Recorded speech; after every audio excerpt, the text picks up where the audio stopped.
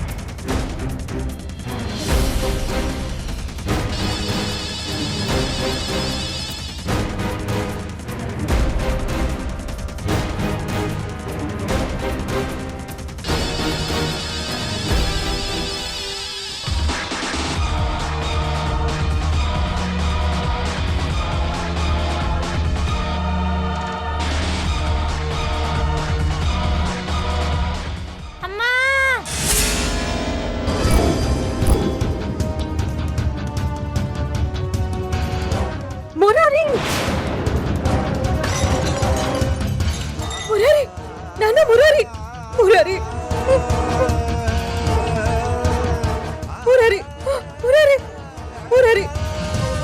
అయ్యో, ఇంత రక్తం పోతుందే! ఏమండి? ఏమండి? మురారి!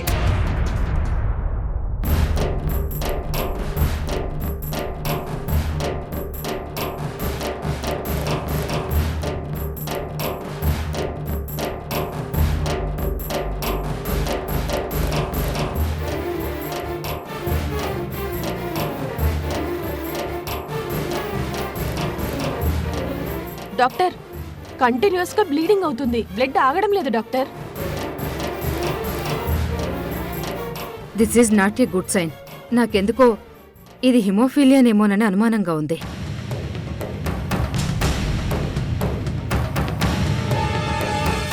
మనం ఒక పక్క అమ్మవారికి పూజలు చేస్తున్నా ఆ తల్లికి మన మీద జాలి కలగడం లేదా?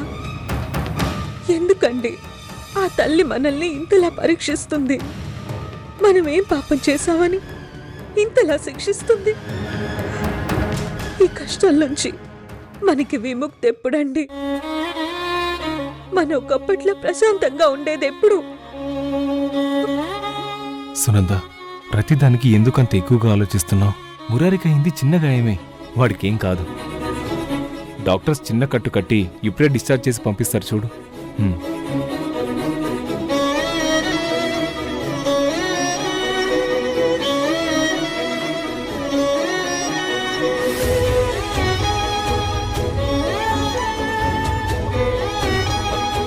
డాక్టర్, మా అబ్బాయికి ఎలా ఉంది?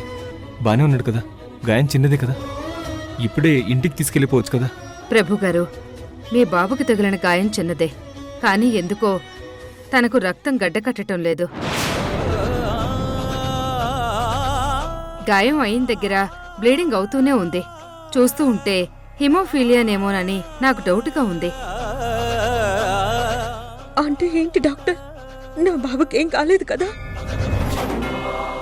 చెప్పండి డాక్టర్, నా బాబు బాగానే ఉన్నాడు కదా? బ్లడ్కి గడ్డకట్టే గుణం మిస్ అయినప్పుడు గాయం అయితే అలా బ్లడ్ బయటకు వస్తూనే ఉంటుంది. సాధ్యమైనంత వరకు కంట్రోల్ చేశాం, కానీ అంతగా బ్లీడింగ్ ఎందుకు అవుతుందో నాకు అర్థం కావట్లేదు. కొన్ని టెస్టులు చేసి రిపోర్ట్స్ చూస్తే గానీ అసలు విషయం చెప్పలేం. డాక్టర్, ఏ టెస్ట్ కావాలన్నా చేయండి, ఇంత ఖర్చైనా పర్వాలేదు.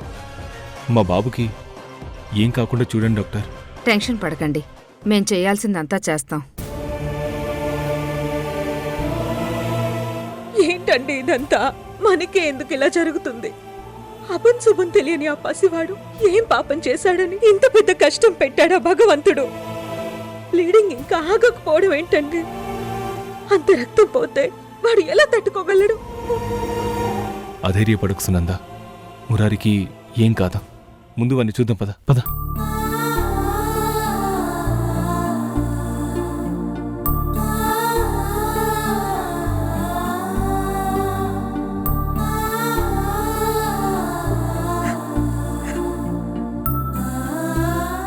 బంగారు కన్నా ఎంత కష్టం వచ్చిందిరా నీకు. పాపిష్టిదాన్ని నిన్నిలా వదిలి వెళ్లాల్సింది కాదు. ఈ అమ్మను క్షమించరా.